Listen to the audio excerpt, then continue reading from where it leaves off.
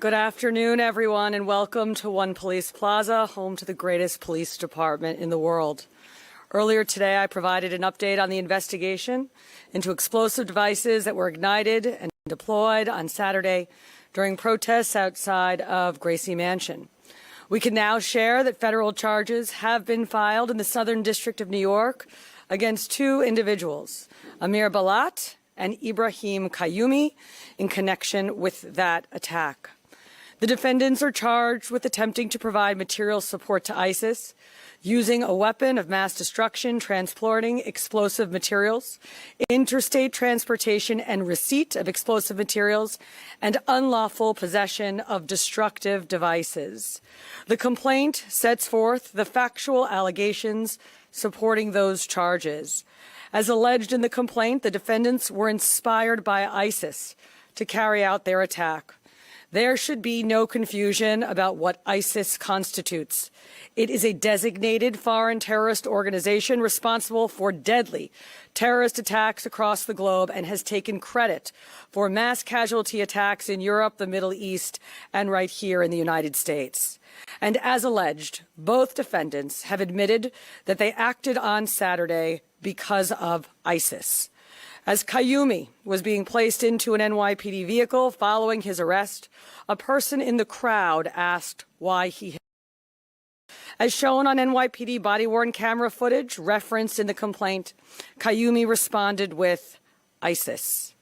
And at the precinct, after being advised of his Miranda rights and waiving those rights, Qayyumi said in recorded post-arrest that he had watched ISIS propaganda on his phone and that his actions that day were partly inspired by ISIS. The complaint also details statements made by Amir Balat after his arrest. En route to the NYPD precinct, Balat made spontaneous statements without being questioned by NYPD officers that were captured on body-worn camera footage. He said, "This isn't a religion that just stands when people talk about the blessed name of the Prophet. We take action, as well as, if I didn't do it, someone else will come and do it." And later, after waiving his rights, he requested paper and wrote a message declaring in part, "I pledge my allegiance to the Islamic State.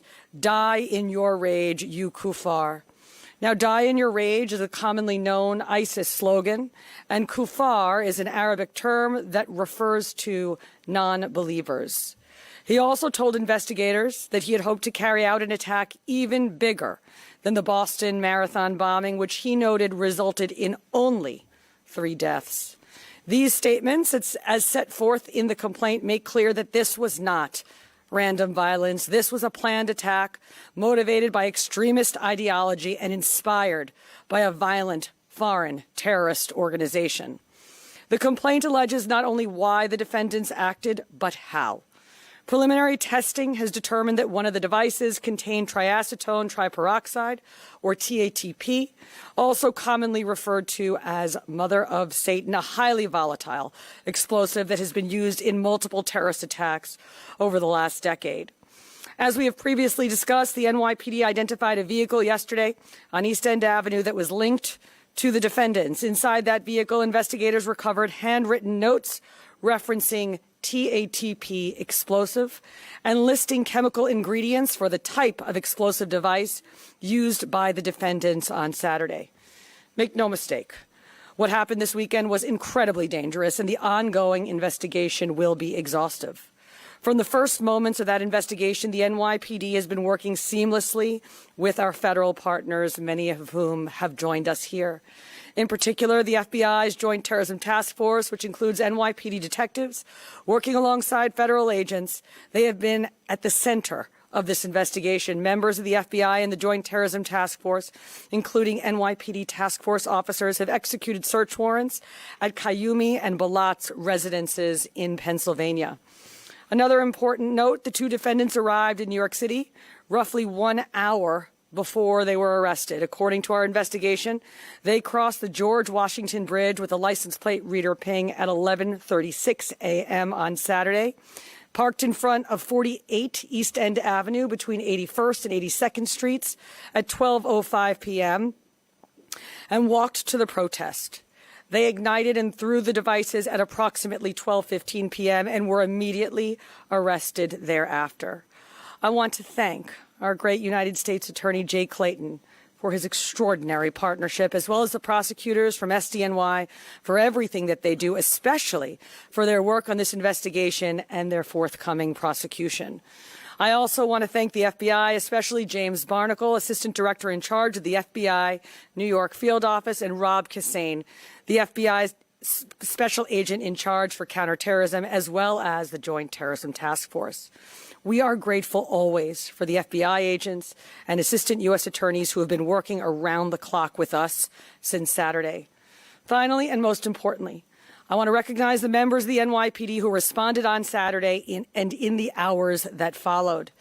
The officers assigned to that protest who ran toward a lit, improvised, explosive device, the bomb squad technicians who secured and analyzed the devices, the detectives and analysts who worked through the night to develop this investigation, and the countless members of service who helped ensure the security of the people of New York City during a very tense and dangerous situation.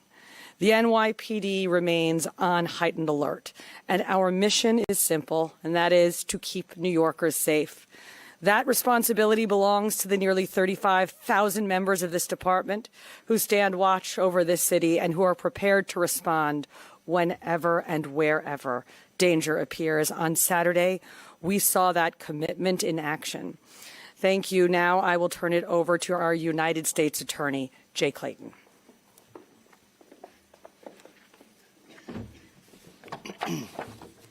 Thank you, Commissioner Tisch. I'm very proud to be here today with Commissioner Tisch and Director Barnacle representing this joint effort to keep our city safe. And I'm going to pick up where the Commissioner left off. I watched the video of New York Police Department officers running to the danger, knowing that these might be explosive devices, knowing that they might explode. That is the kind of commitment that makes this city great. Thank you. Thank all your officers. It's tremendous. It makes me so proud as a New Yorker. As Commissioner Tisch noted, we charged two individuals today, Balat and Kayumi. They are charged federally with 5 counts: attempted provision of material support and resources to a designated foreign terrorist organization, use of a weapon of mass destruction, transportation of explosive materials, interstate transportation and receipt of explosives, and unlawful possession of destructive devices. The facts alleged in the complaint are just that, allegations. In our great system, they must be proven, and the defendants have the presumption of innocence. Commissioner Tisch did an exceptional job outlining the facts alleged in the complaint. These were ISIS-inspired actions. And it is chilling that they wanted to do something more than the Boston Marathon, more than 3 deaths. Free speech and peaceable assembly are the bedrock of American democracy. But violence is not protected. And it's not protected protest. It's not protected speech. In New York, violence, particularly violence that has a terrorist bent, violence that is meant to chill free speech, violence that is meant to keep us from assembling peaceably, will be met with swift justice. This investigation remains ongoing, and we encourage anyone with further information to contact the FBI at 1-800-CALL-FBI, C-A-L-L-FBI. In closing, I want to express my deep gratitude for, again, the NYPD and all of those folks in my office who immediately answered the call and worked around the clock. In particular, the heads of our National Security and International Narcotics Unit, Eleanor Tarlow and Jason Richmond, and our line U.S. attorneys, who I don't think have slept, which is why we are here so quickly, Jonathan Bodonsky and Jane Chong. Thank you all very much. I'll now turn it over to Director Barnacle.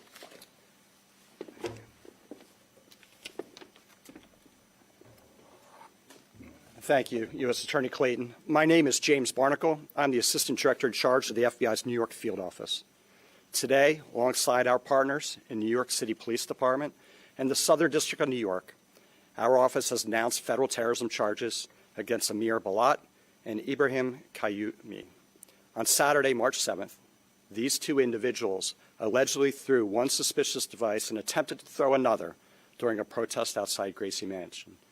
As the Commissioner noted, if it weren't for the bravery of two New York's finest, we could have had a much more tragic incident. Yesterday, on Sunday, March 8th, a third device was recovered from a vehicle on East End Avenue. Upon careful analysis by NYPD bomb techs and FBI Special Agent bomb technicians, it was determined that these items were improvised explosive devices, IEDs, designed to inflict serious injury and death to those in the vicinity of the intended blast zone. Both subjects have stated they were inspired by ISIS, a designated terrorist organization, to conduct this attack. Balat and Qayyumi sought to incite fear and mass suffering through this alleged attempted terror attack in the backyard of an elected city official. This weekend was just another example of the elevated threat environment we're currently living in. Let me be clear. The FBI will not tolerate those who use violence against targets in New York City to broadcast their terroristic ideologies. This would not have been possible. The outcome we're talking about today would not have been possible without the FBI's New York Joint Terrorism Task Force, led by Special Agent in Charge Rob Kassane, our Special Agent Bob technicians, as well as our partners at the NYPD and the Southern District of New York.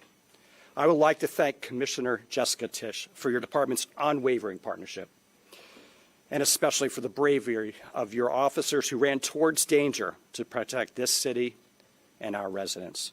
Thank you, U.S. Attorney Clayton, for your team's determination to bring weighty criminal charges against these defendants and hold them accountable for the reprehensible actions from this past weekend. Additionally, I'd like to extend my appreciation to the Customs and Border Protection, the Port Authority Police Department, the New York State Police, Homeland Security Investigations, as well as the FBI divisions in Newark, New Jersey, and Philadelphia, Pennsylvania. Those offices assisted us throughout the weekend. The collective efforts across all these agencies, including those who could not join us today, thwarted a potentially devastating day in this city. Rest assured, the FBI and the New York City Police Department remain at the ready to defend the homeland against anyone seeking to harm our community. We're continuing to chase down all leads and tips in this ongoing investigation. As U.S. Attorney mentioned, anyone that has tips out there, we encourage you to call the FBI at 1-800-CALL-FBI, or you can submit your tips online at fbi.gov. Thank you. Turn it over to Commissioner for any questions. All right, so we will now take any questions you have on topic only, please. We will do our best to answer, but as I mentioned at the earlier press conference today, we may be limited in some of the things we can say because we don't want to say anything that will in any way make these fine prosecutors' work more difficult. Thank you, Commissioner. Again, we do on-topic questions. Go to Gloria first. Thank you very much. I hear what you said about what the individuals stated regarding ISIS, but do you have any information yet about whether they were self-radicalized or actually recruited by ISIS? And is there anything you can say about whether they were targeting anything or any person specifically? The mayor said earlier today that it was known this protest was going to take place for about a week. So did they come here specifically to target that group, or were they targeting the mayor, any other group? So we're not going to be able to answer the first question at this time for the reasons I stated earlier. It is clear that they showed up in front of Gracie Mansion for their planned counter-protest in response to the original protest that was planned by a Jake Lang affiliated group. Bloomberg News. Both of these suspects have extensive Middle East travel histories, which may be inconsequential. They both are Middle Eastern. How are you squaring that with this attack? And then secondly, can you just talk about the nature? These are two young men, not even 21, and the nature of radicalization reaching young people. So on the first part of your question, we're not able to answer that at this time, although, of course, as part of our investigation, we are aware of international travel. And I'm going to ask Rebecca Weiner, our Deputy Commissioner of Intel and Counterterrorism, to talk about radicalization of youth. Thank you.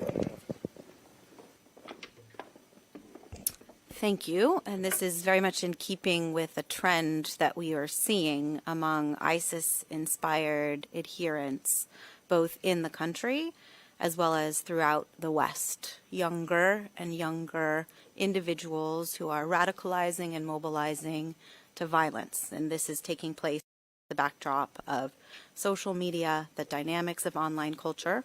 It's not limited to ISIS. It's across the ideological spectrum. Younger people mobilizing to violence, something we're tracking very closely.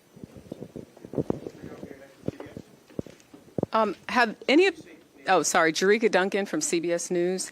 Had any of these two individuals been arrested before? Do they have any type of record? And how much time are they facing? And if I could get a third question in, can you describe how destructive those devices could have been? How many people could have been impacted if they were successful? So I believe that the two individuals in question do not have criminal histories or criminal backgrounds. And Rebecca, if you could explain more about that IED and TATP specifically and what it was capable of. As the Commissioner mentioned, TATP is highly dangerous and extremely volatile. And the NYPD and FBI bomb squads and bomb technicians did do controlled detonations of the two IEDs from the protest, which revealed a significant explosion. It's really important to note that had these IEDs functioned the way the perpetrators allegedly wanted them to, they could have caused death, destruction, extremely dangerous compound, an extremely dangerous place deployed.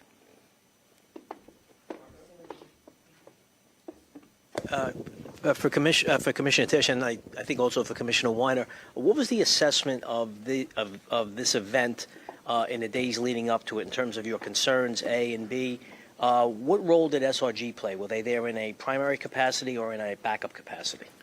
So we had been planning for this protest for several days. Whenever there is both a protest and a counter-protest, that's something that the NYPD plans for very deliberately to avoid confrontations and for all of the other reasons you might expect. So this was no different, and there had been very thoughtful preparation for this event due to the combined protest, counter-protest, and the location.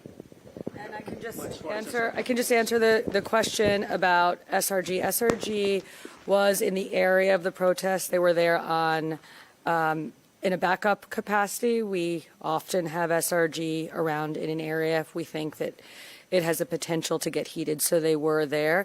They were brought in after mayhem, as soon as mayhem ensued. How do you make that assessment? We got to keep moving, Rocco. Apologies. Well, just a quick follow-up. How do you make that assessment? Our commanders on the ground will make the assessment about when to call in SRG. But certainly with this protest, we did have SRG on standby and prepared because we thought it had the ability to get interesting, given who was there. Thank you. Marina? Sorry. You got it. Commissioner, Joe Marino, New York Post. Commissioner, are you looking at changing your posture towards policing protests, given the fact these two individuals were not known to you? And is it causing you to reassess like additional resources you may need from an intelligence or patrol standpoint? So as you know, the NYPD remains on heightened alert. We really have been on heightened alert since the hostilities in Iran broke out about 1 week ago, which means extra counterterrorism deployments, heavy weapons teams, drones, aviation. This department, in particular, our intelligence and counterterrorism unit and teams have been out there in full force for the past week, as they are anytime something happens either in the city or around the world that we feel we need to deploy for.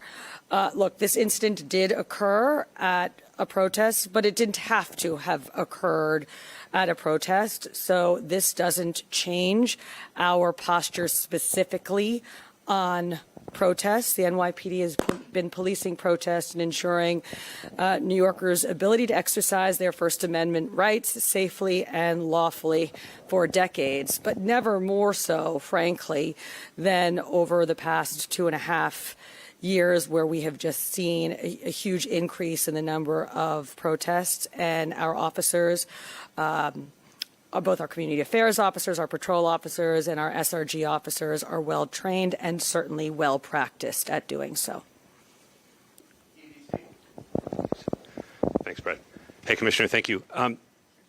Given the threat picture that you've been outlining, how worrying is it that a couple of guys from Bucks County can just drive into Manhattan with potentially viable devices? Is it alarming, and is there anything you can do to stop it? Go ahead. Thank you. So when we talk about heightened threat environment and when we talk about lone actor threat, this is another incredibly sobering reminder. We had one just a week ago in Austin, Texas.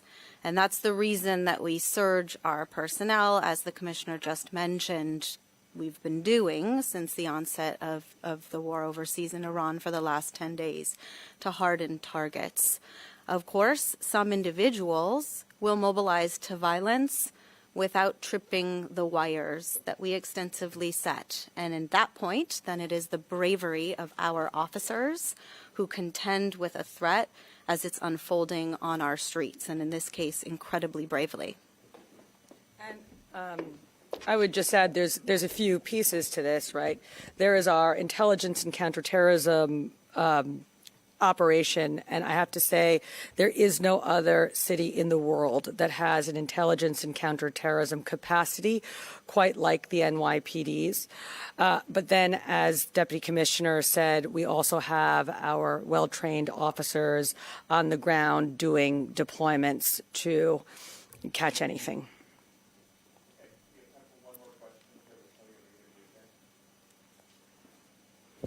Tony DiStefano, Newsday. I guess this is for Commissioner Weiner.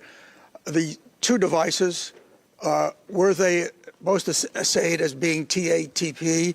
I can do it. And the Assistant Director talked of the third device being an improvised explosive. Was that also known quantity of TATP or something else? So let's talk about the first two devices first. They were both brought on Saturday to Rodman's Neck, where our bomb technicians and FBI experts looked at them jointly. We assessed quite comprehensively one of the devices, and we determined that that device contained TATP. We didn't do the same type of thorough investigation of the second device, but instead decided to neutralize the two devices and take samples from both devices and send them over to an FBI lab where further testing, including for the existence of TATP in the second device, will be done.